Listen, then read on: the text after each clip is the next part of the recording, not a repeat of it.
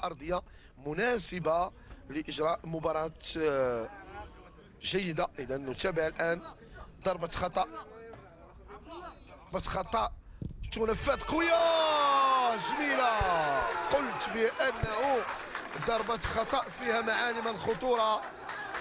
معالم الخطورة، بشكل يعني صراحة للإنصاف يعني كان عندي حدس بأنه عمر المساوي أن الطريقة باش وقف أنه غادي يسدد ضربة الجزاء. نشاهدوا الماضي كان مركز بشكل كبير، يعني كان بان لي الهدف. سنتابع الآن الركنية، بن شرقي كترفع كرة والهدف. قلت بأنه الهدف لصالح فريق المغرب الفاسي، ومن الأكثر انضباط داخل تشكيلة المغرب الفاسي. لاعب عنده أخلاق.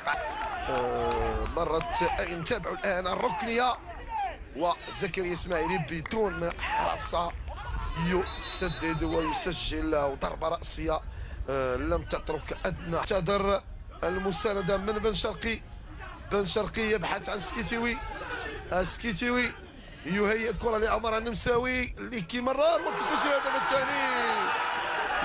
الهدف الثاني. مفاجأة، فريق المغرب الفاسي يحول الهزيمة.